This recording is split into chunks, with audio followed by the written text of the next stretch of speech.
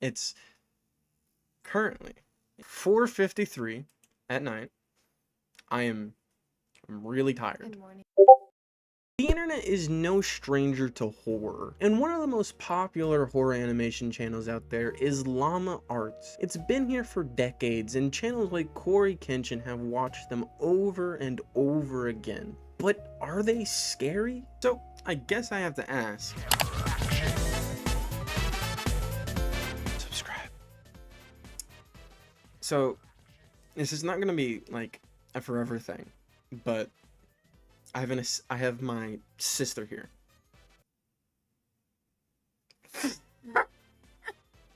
You're supposed to say something. Oh, my bad.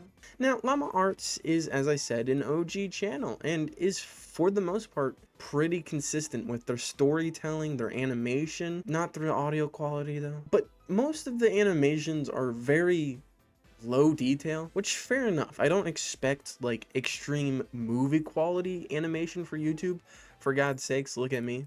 But some of the stuff just looks funny, and especially when you're trying to make something scary, adding detail or atmosphere is kind of key to what makes horror. Oh wow. Looks like he had a rough night.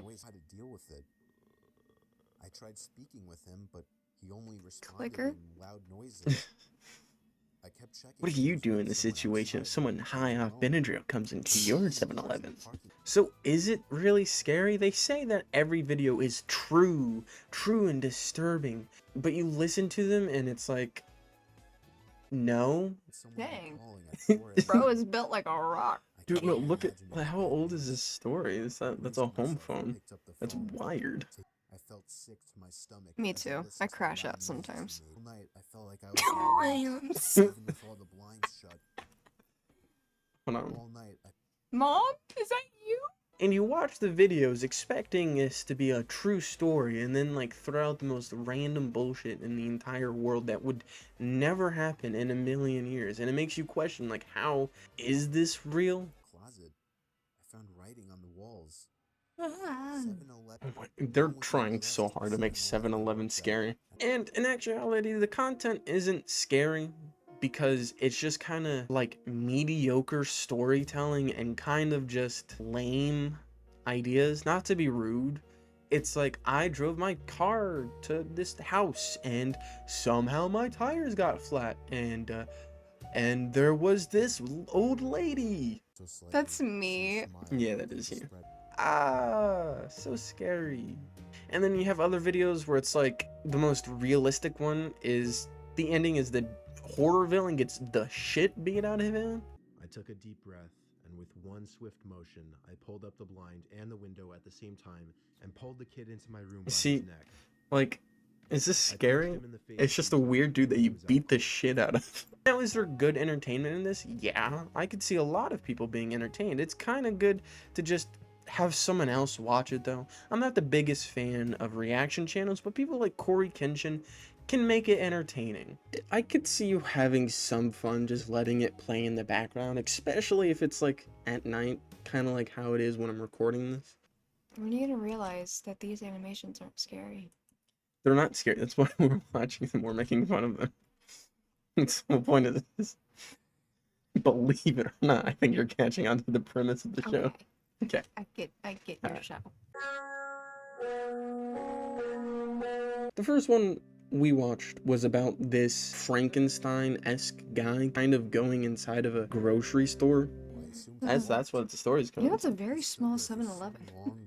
Ah, yeah, because I'm betted to draw on this scale. Box-sized. And then he stalks the worker and somehow figures out his phone number and then breaks in, writes some 7-Eleven shit on the wall, and then disappears. Holy shit, so scary. Holy fuck. Oh. Waiting. He changed his mind and left because I haven't seen or heard from him since. He probably overdosed on All I can say Benadryl. is Okay, how did, like, why did he not do nothing?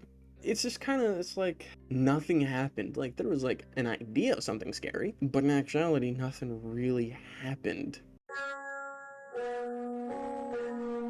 The second one we decided to watch was the true disturbing pizza delivery story, which is the premise is a guy delivers a pizza. I was out doing a delivery one late night. The It voice, was though. probably the longest The drive same I'd voice as ever last time. taken for a pizza. You're gonna He get would normally get mad if he harassed took back by my one fans. car. I'm doxing your I was address. afraid of what he would do if I brought back 4. Here's your address on the screen and your free credit card information with the I don't suit. have credit cards. Fucking go with the bit, damn. If it No. was a Sorry. man or a woman, all I noticed were their eyes. You know, I feel like I used to Their really eyes think this were was like open wider than creepy I knew back in the possible, day. Oh yeah, when we're staring kids. Like, intently at No, me. it's just like a black figure with really I was bright disturbed enough eyes. by His tires get cut, and creepy old lady comes. And you know what he decides to do? Instead of staying inside the metal car that is pretty good at protection, he darts into the woods. oh my I tried gosh. to cover my loud breathing with my hands as I waited and waited for what Okay, felt yeah, okay, sure. Maybe the car's like tires were slashed. Dude, I'd be more scared to be in the dark Yeah, it is. woods, especially after that. Like, Tires that are slashed can still move. it's just pretty dangerous. It's dangerous and it's gonna spark a lot. But But at like, least you're getting some. you go somewhere or back up. What, you gonna stand there? You're gonna hit her. Like, or you could just go forward. Any way is better than running out into the woods. The third one is the most realistic, most reasonable story, and kind of talks about a problem that I personally kind of agree with, and that's Snapchat's map. It's so stupid to just have a map that shows your constant location, especially for children who have the app and probably could be talking to older people. That's not safe. And this story is kind of revolving around that idea. Hey, I had the misfortune of running into some skinny, awkward, yet creepy-looking kid, probably Is that 18 you? years old. That, He didn't no, look like he belonged in the gym at all. he doesn't have gray I had skin. headphones in and I was doing my set. When I heard him saying something, to Kinda me, and it was does. muffled He by the does not music, look like me. I was I already look like that guy, suspicious he was yoked. breaking an unwritten rule of the gym. Look, here's an image of me being yoked. You're not gonna get this until you watch the video. You trust me, believe it to me. And here's a picture of me being a pretty princess. Nah, you won't believe what image I put on the Eventually, screen. I had headphones out, so I could That's hear not fair.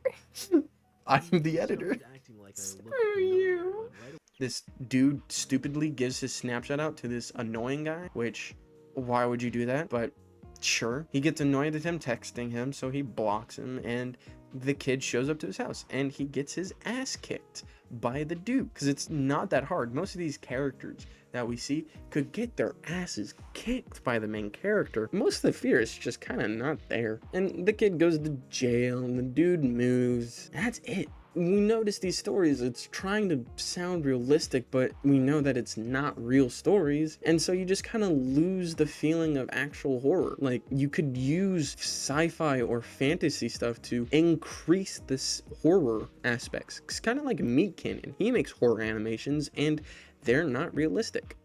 But back in the day when this channel was first popping off, the disturbing true stories was a type of genre that was really popular. And as you can see nowadays, it's kind of fallen off. Mostly rely on clips or old videos. And you know, of course, the occasional new video. So on the Scarometer, I'd have to give Llama Arts a 3 out of 10.